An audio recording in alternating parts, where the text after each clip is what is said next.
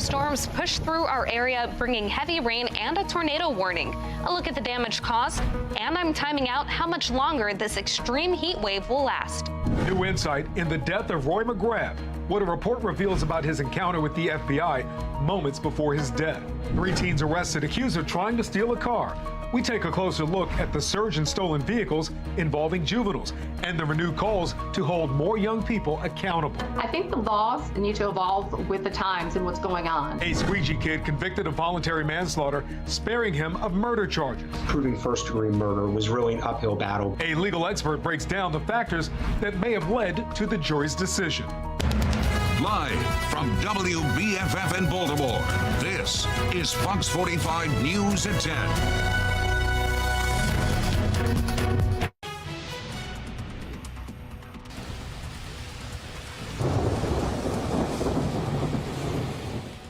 A brutal summer sun makes way for summer storms tonight as severe weather moves across our area. Sheets of rain came down just outside our studio this evening, bringing steady flashes of lightning as well as thunder. We know you heard it and probably saw it as well. Good evening, I'm Kai Jackson. That line of storms still making its way across our area, bringing high winds and heavy rain. A major delay at Camden Yards ahead of the Orioles game, and we're hearing damage reports to the north and west of Baltimore. Let's go right out to Fox 45's Keith Daniels with a look at some of the areas impacted by that weather. Keith. Well, Kyle, we're live on Wembley Road at Academy Avenue here in Reisterstown. That storm blew through quickly, but it was time enough. There was time enough to do scattered damage like this in this neighborhood. Look at this, a tree fallen in this front yard. It narrowly missed this house, a pretty big tree. Now walk on this side. We're stepping up here.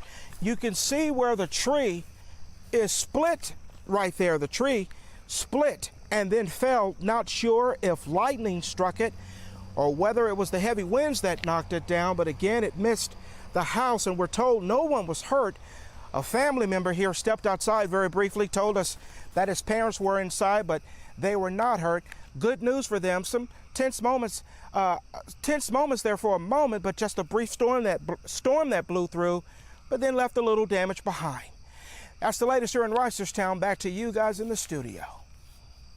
All right, Keith, thank you. And take a look at this. A light rail train stopped this evening after after striking a tree branch. That happened in Ruxton. Now, the operator of the train was hurt, and passengers were stranded on that train for a period of time. This was around 9 o'clock this evening. You can see people still on board. Baltimore County fire officials say they are working to clear that scene, but this is an example of just how quickly things can turn bad. And taking a look at the outage map, Baltimore Gas Electric is reporting about 500 outages right now, affecting more than 19,000 people. A concentration of those outages are in Pikesville, that's in Baltimore County, and Owings Mills, also in Baltimore County. Well, it's not just the storms we're keeping an eye on, the temperature as well. It has been a brutal heat wave the last couple of days. Here's meteorologist Jasmine Lomax with more. Jasmine, you were on the air with the tornado warning earlier? Yeah, that's right. It has been very, very active. I mean, from the moment we found out that these severe thunderstorms could lead to considerable damage through that tornado warning, and even still now we're seeing that severe weather across parts of our state, the severe thunderstorm warning over the eastern shore, and that's where we're seeing some of the heaviest rain right now. We still have a couple of lingering showers. These will continue off and on over the next few hours. We remain in this area of pink for a severe thunderstorm watch. That expires at 11 p.m. So make sure that you continue to stay weather alert. The severe threat has started to decline, but we are talking some damage from the storms that we had today. Take a look at this map. A ton of damage reports, lots of downed trees and downed wires as well. Where we had that tornado warning in Hylesville, we actually saw hundreds of downed trees, and that's coming from the National Weather Service. So certainly a lot of damage from the system, and we have the potential for severe weather once again tomorrow. I'll have a closer look at what you can expect for the storms and just how hot temperatures get in my full forecast. Back to you. All right, Jasmine, thank you. Now check this out. From Kayla Evans, this is in Baltimore County near Martin State Airport. She caught this lightning strike on camera just outside of an apartment complex. Look at the intensity of that. Please be sure to keep sending us your weather photos and videos safely through the Chime In and WBFF app. We do appreciate it. By the way, you can have the forecast right at your fingertips. Download the free Fox 45 weather app. Go to your app store and search WBFF to get started. Tonight, we're learning more about a deadly double shooting in Annapolis. It happened around 10 in the morning on Thursday. A 16-year-old was killed and a 17-year-old was taken to shock trauma. Police in Annapolis say they're trying to stop gun violence in the state's capital. Now, this shooting is the latest incident in which young people are caught up in violence as both suspects and also victims. Tonight, we have team coverage as Fox 45 News demands accountability from state leaders. Mackenzie Frost looks into a plan to address youth violence before next year's legislative session. But let's begin with Vincent Hill and a rash of car thefts that police say were committed by teens. Vincent?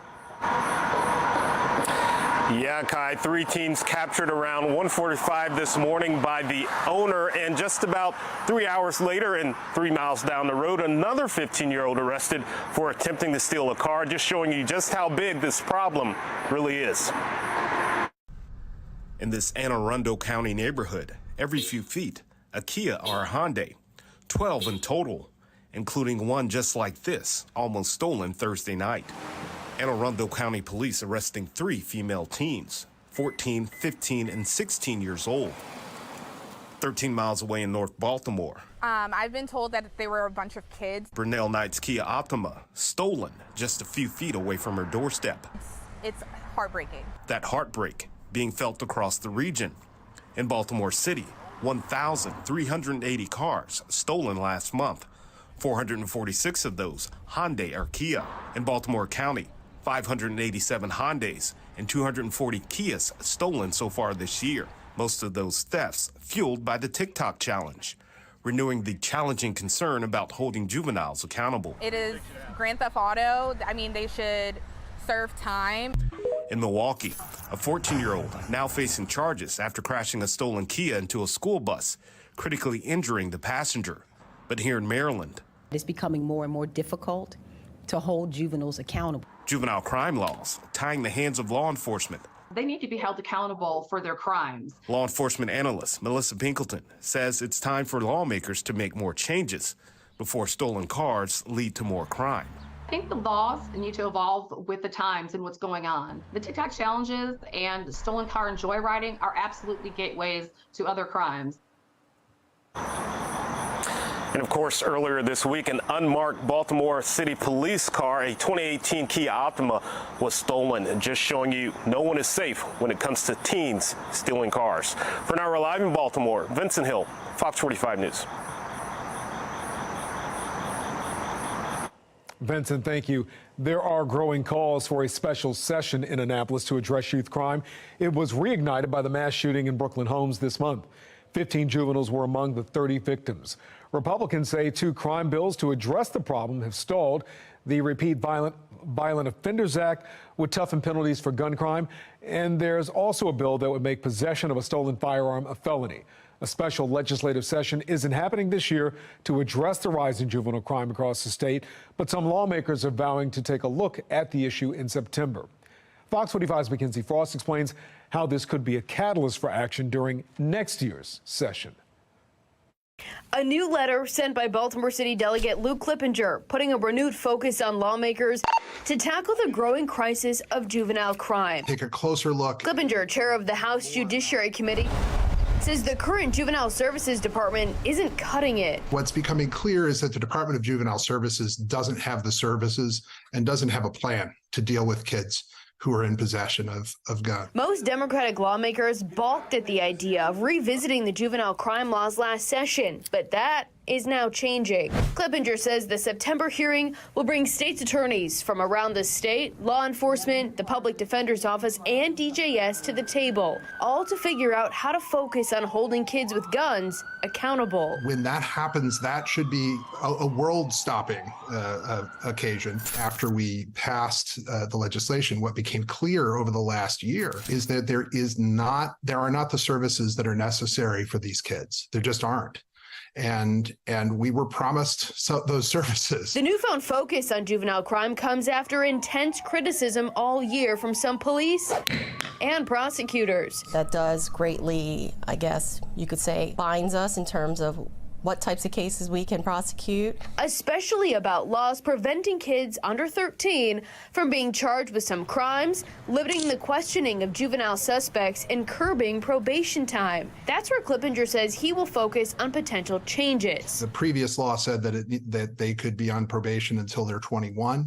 The current law depends on whether it's a misdemeanor or a felony. It basically is up to a year for a misdemeanor and up to 2 years for a felony. I think we might take another look at those. Senator Will Smith, chair of the Senate Judicial Proceedings Committee, says he too wants to take a look at ways to tweak certain juvenile crime laws. Well, we have to acknowledge the crisis that we're in. So we're at a moment where we can, I think, where we can make a difference in this area, and we should focus on it, and that's why we're going to have the hearing in September. The concerns about a lack of programming offered within DJS has been well documented. The 2022 annual report detailing chronic boredom among kids in facilities, limited access to books, and few programs available. If you ask most of your viewers. In May, DJS Secretary Vincent Schiraldi telling FOX45 News some changes have been made, but he recognized the cracks in the system that he took over. Started adding after-school programs, which is huge for the kids that were sitting around playing spades and being on Xbox, and you got kids, they're in here for multiple problems. They got issues that we have to deal with when they come out. They got to finish school. They got to have job skills. They shouldn't be playing spades while they're in our facilities. Clippinger says Schiraldi has been secretary for 5 months, so he's not willing to say he isn't the right person for the job yet. Willing to give him time and willing to give him a chance. But the problems are real right now, and the search for solutions continues. In Baltimore, Mackenzie Frost, Fox 45 News. The House hearing is scheduled for September 13th at 1 o'clock. Governor Wes Moore ordered a review of DJS earlier this spring. We asked his office when it will be complete, but that question went unanswered. State's attorneys across Maryland tell Fox 45 News they believe the General Assembly is making it more difficult to hold juveniles accountable. Baltimore County State's Attorney Scott Schellenberger is taking issue with some parts of the Juvenile Justice Reform Act. They know that, nothing's really going to happen to them if they keep their crime in a certain limit of types of crimes. So if they're, 10 to 13 and they don't commit a crime of violence, they're not going to get anything. It's going to be very little, if anything, that happens. Baltimore Mayor Brandon Scott also weighed in this month when we asked if he thought the juvenile justice laws on the books needed to change. You know that I think there's something need to change. I had a bill in Annapolis this year around home monitoring and the notification around home monitoring. No one, a juvenile or adult, should be able to be outside of where they're supposed to be for 48 hours before any notification happens. And if someone breaks that, then they should be able to be detained by law enforcement. But what I am going to do is go back this session and work with our General Assembly, work with our governor to make sure that we are changing anything that needs to be changed. But my focus is going to be on those that I know are allowing crimes to be committed against those juveniles and by them.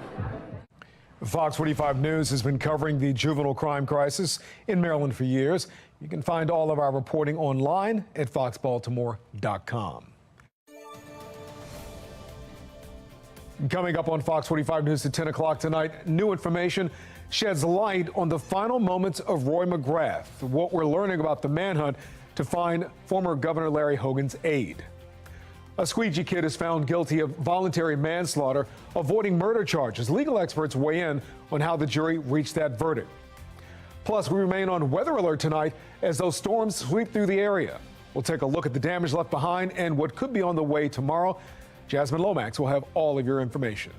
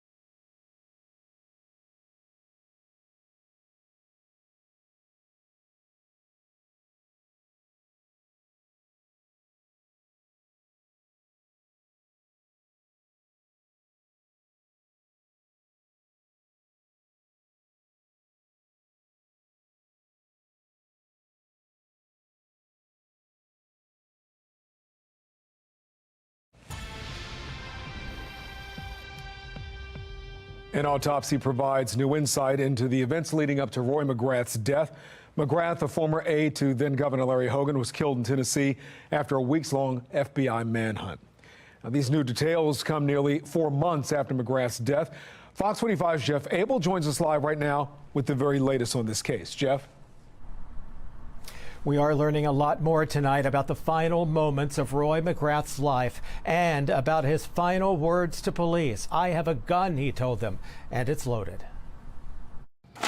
He was the former governor's chief of staff who was accused of cheating the state out of more than $250,000. But when his federal fraud trial was set to open in March, Roy McGrath was nowhere to be found. Unfortunately, Mr. McGrath has not appeared in court today, and I'm unaware of where he is or what is going on. The judge issued a warrant for McGrath's arrest, and the FBI launched a search of his home in Naples, Florida, then began searching the country.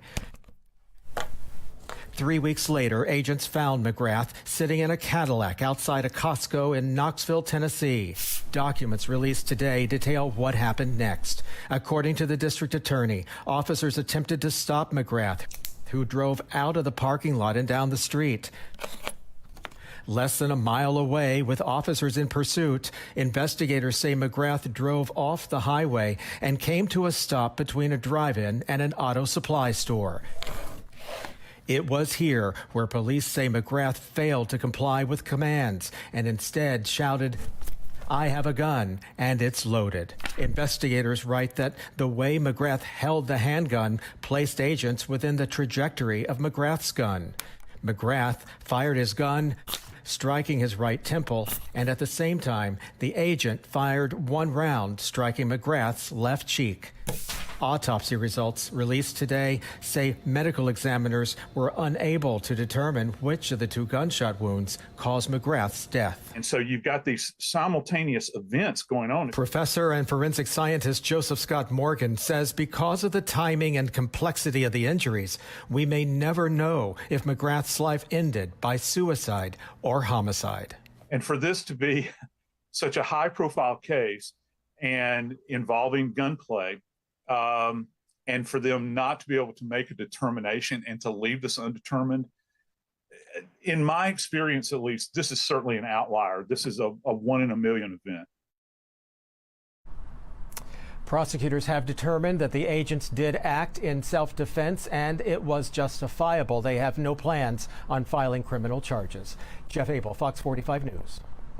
Jeff, thank you. There's also speculation about 2 ebooks released just before McGrath's death, both in support of him. The author credited was Ryan Cooper, someone who Fox 45 News had tried to reach out to on multiple occasions, but couldn't positively identify. There has been speculation that McGrath wrote the book. When we asked McGrath's attorney if the fugitive could have been the author, even he had no idea. Fox 45 News has done extensive reporting on the legal saga surrounding Roy McGrath and the events leading up to his death. You can find our complete coverage right now at foxbaltimore.com.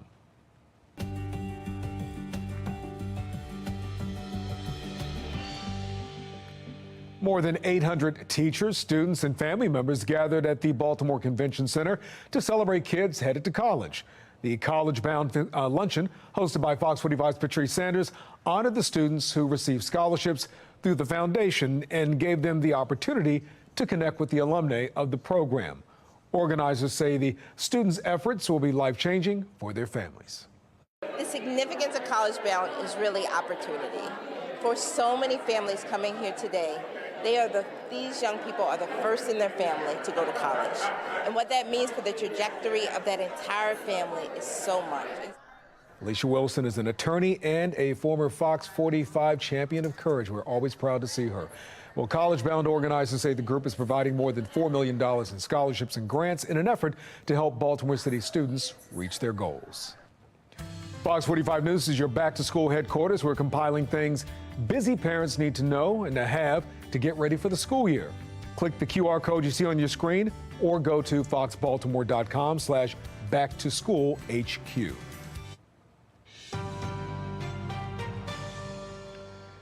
Data shows the pandemic had a devastating impact on education. National correspondent Kayla Gaskins reports from Capitol Hill on a hearing on the scope of the problem.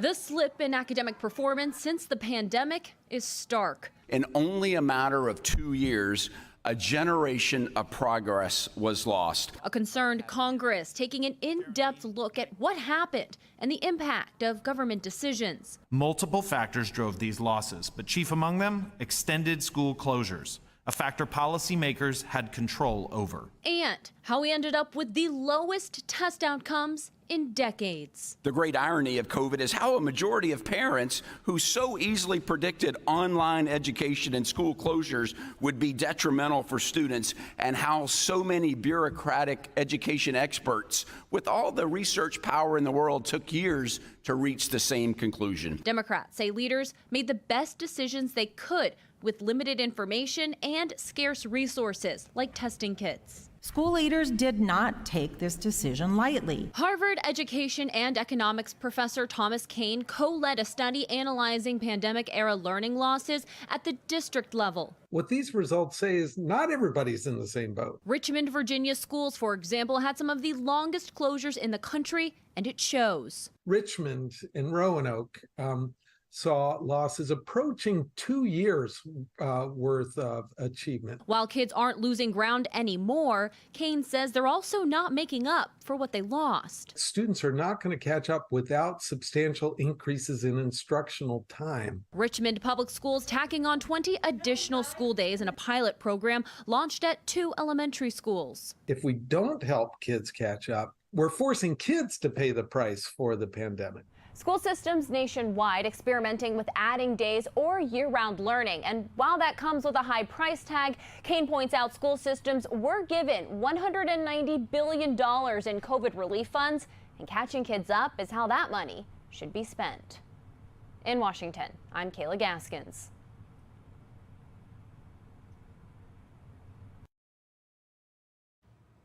We are still dealing with showers and storms across the state. In fact, we've got some severe storms along the eastern shore, and we're seeing a ton of damage behind these storms. I'll let you know more on the damage that we saw and when to expect the next round of storms and hot temperatures in my Weather Authority forecast.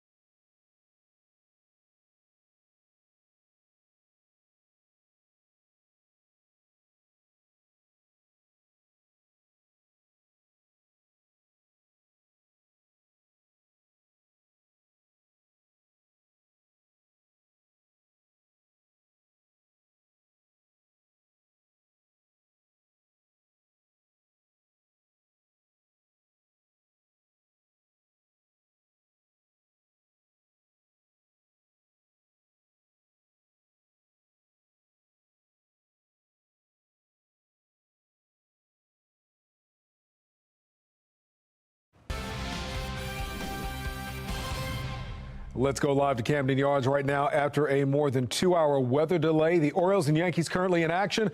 That game is in the fourth inning at 10 o'clock at night. Rocco DeSangro has an update right now coming up on Sports Unlimited. And a special night at the ballpark before the rain as the Orioles celebrated the late Mo Gaba. Mo died 3 years ago today, and tonight his mother threw out the first pitch to Orioles legend Adam Jones. The 14-year-old was an Orioles superfan and was voted into the Orioles Hall of Fame before his death. Mo's mother spoke to Masson earlier tonight about his legacy.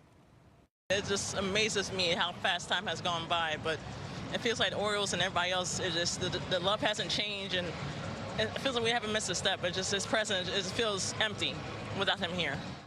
Well, we saw Adam Jones during the first pitch. He also helped at the annual YMCA Day Camp in Waverly. Current Orioles Austin Hayes and Cedric Mullins also made appearances. Now you can watch the Orioles right here on Fox 45 tomorrow night. First pitch against the Yankees is scheduled for 7:15 p.m. Have your popcorn ready to go. And Women's World Cup action continues tomorrow morning on Fox 45. We'll have a double hitter as France takes on Brazil at 6 o'clock. Then Panama faces Jamaica at 8:30. And a programming note for you, there will be no Fox 45 morning news tomorrow. Ahead at 10:30, Baltimore police data shows shooting arrests are down across the city this year, except for one district. Why experts say the Eastern District is bucking the trend. And America's most popular truck has now been recalled. What Ford is issuing about its F-150 pickup trucks. And we remain on weather alert tonight as storms move across the area and extreme heat sets in. Meteorologist Jasmine Lomax has your forecast coming up.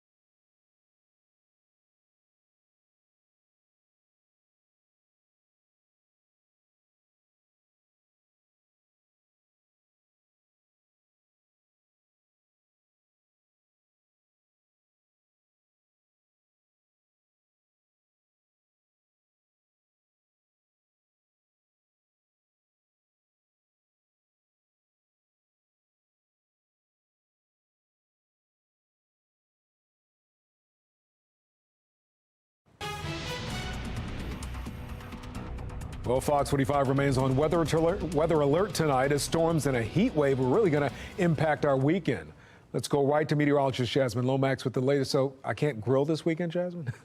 Well, you may be able to do that, especially on Sunday, but unfortunately tomorrow we have our next chance for showers and storms, and some of them could be strong, even severe. Here's a current look at the HD radar. We're still dealing with some showers and storms along parts of the eastern shore. That's where we have that severe thunderstorm warning in place. But for the rest of us, really areas to the west of the bay, mostly dry with just a few areas with light rain. But you can see all of the damage reports from these storms, some of them strong, even severe. We actually had a tornado warning for parts of Harford and Cecil counties, and we had some damage from that. This is from Pylesville, reports of hundreds of trees downed from those storms. And really that's the story where you see those tree icons, lots of wind damage leading to downed trees and downed wires as well. I'll let you know the timing of tomorrow's storms and also about the excessive heat that still continues in my Weather Authority forecast. Back to you. All right, Jasmine, thank you. A man is shot in South Baltimore this morning. It happened around 2 in the morning on East Patapsco Avenue. City police say the 49-year-old was taken to the hospital and is expected to be okay. Anyone with information about this shooting should contact police or Metro Crime Stoppers at 1-866-7-LOCK-UP. Homicide and non-fatal shootings are down from last year, but there is still a growing concern over the city's arrest numbers when it comes to gun crime. Fox 45's Alexa Ashwell digs deeper into the city's latest arrest data and is pressing city police for answers. Overall, Baltimore police have made more arrests this year compared to this time last year. That's according to the latest statistics posted online. But district-wide gun arrests are down. Illegal guns are often blamed as a catalyst for the violence across Baltimore, a focus in the city's crime fight. So far this year, there have been 775 gun arrests across the city's police districts.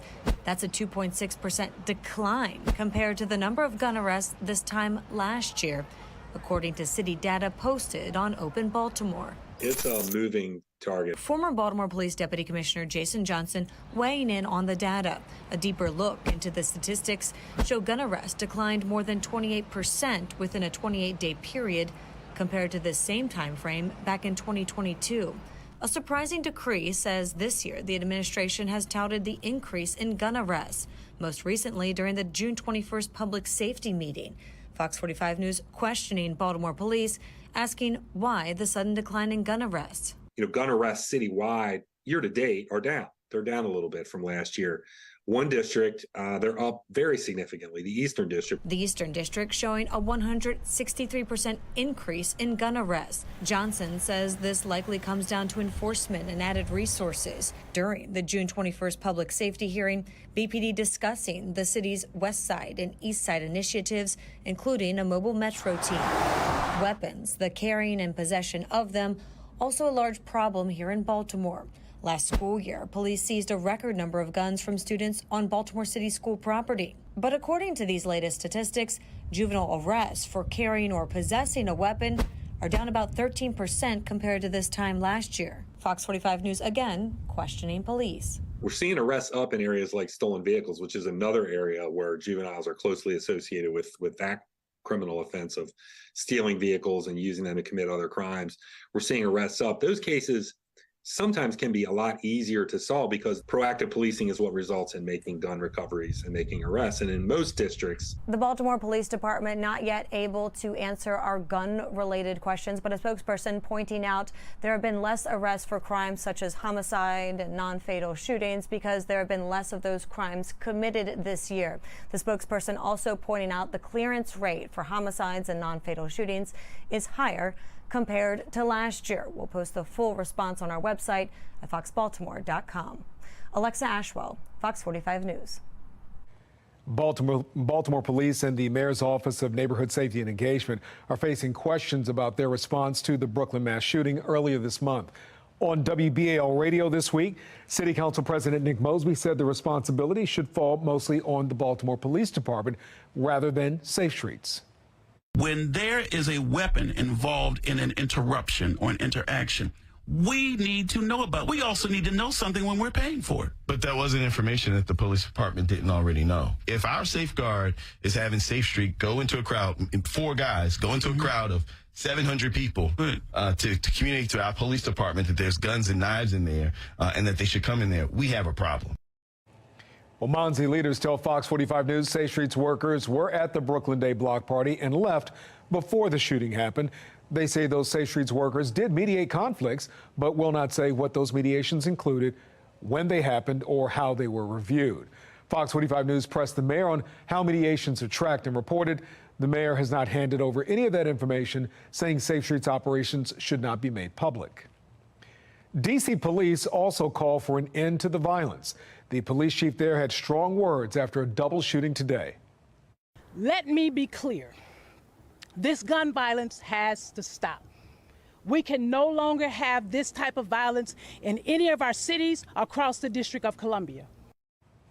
Well, those comments come in response to a shooting near an elementary school just before noon. Surveillance video shows people getting out of an SUV and opening fire. One person was killed. Another person is listed in critical condition.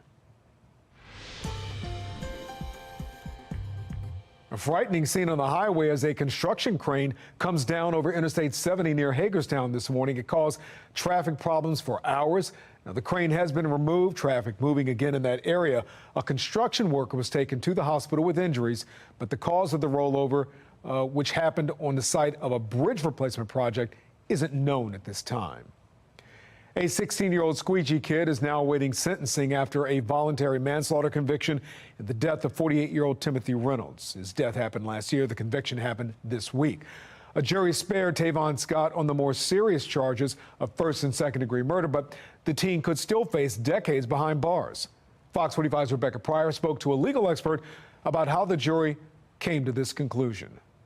In the case of a then 14-year-old squeegee kid armed with a gun and a 48-year-old man wielding a bat, jurors believe the prosecution proved a now 16-year-old Tavon Scott pulled the trigger that cost Timothy Reynolds his life, but rejected that it was premeditated murder. Proving first-degree murder was really an uphill battle. Attorney Jeremy Eldridge says that's because Reynolds didn't confront the group of squeegee kids empty-handed. So manslaughter covers situations like this where someone acts in a criminal manner, potentially more violent, murder first degree or murder second degree, but because of the surrounding circumstances, it's mitigated or reduced culpability down to manslaughter. In Eldridge's opinion, the evidence could have swayed the jury one of two ways: manslaughter or second-degree murder. There were sufficient facts for a jury to render a verdict on second-degree murder. Facts drawn from video evidence of the incident, showing Reynolds shot 5 times from a distance, 3 of those times in the back, and the gunman putting a mask on before shots were fired. Put under oath, a jury can only make decisions based on facts and evidence, but Eldridge says the fact that the victim was an adult and the suspect was a teenager likely still comes into play. The facts were there, but when you're looking at someone who's 14 years old, I can understand that his age may have gotten in the way. Rebecca Pryor, Fox 45 News. Well, the defense says that they still plan to petition for the case to be sentenced and tried again, but in juvenile court. Eldridge says that's unlikely now because the case has already been completed in adult court. In total, the teen now faces up to 35 years behind bars. Attorney Kurt Nachman joins us on Fox 45 Morning News today, saying there are several layers to the decision on whether this case progresses to juvenile court. There's already been a denial of the request to transfer the case back to juvenile court. So I'm not sure, because there's been a number of changes in the law, that they're not going to re-examine the defendant, but they're going to re-examine him situationally where he is right now and take a look at whether or not, based on the charges and what he was actually found guilty of, whether or not it merits the decision to send the case back to juvenile court. That brings us to our question of the day. Do you think sentencing should be in adult or juvenile court? 83% of those who responded say adult court. You can head to foxbaltimore.com to weigh in. And let's take a look right now at the Fox box on the top left. The Emmy Awards have been postponed as writer and actor strikes continue. Nearly all remaining productions just stopped after SAG-AFTRA began a strike July 14th. It's marking the first time Hollywood writers and actors have been on strike together since the 1960s. On the top right, Ford is recalling nearly 500,000 of its hugely popular F-150 pickup trucks over a problem with the electric parking brake. That recall includes the last 3 model years. Ford says it's not aware of any crashes or injuries caused by the issue. On the bottom left, President Biden is overhauling the country's code of military justice. Commanders will no longer have authority over cases of sexual assault, rape, and murder. This ensures cases can be independent of the chain of command. On the bottom right, Senator Mitch McConnell plans on serving the rest of his term as GOP leader after freezing in the middle of a news conference Wednesday. McConnell hasn't addressed his plans for the next Congress, but fellow Republicans say they're confident in his health. Well, he said he's fine. I take him at face value. You heard him respond to questions yesterday. He was very crisp in his answers. Obviously, what happened was disturbing. Everyone who watched that was concerned. But listen, Mitch is strong. He's stubborn as a mule. McConnell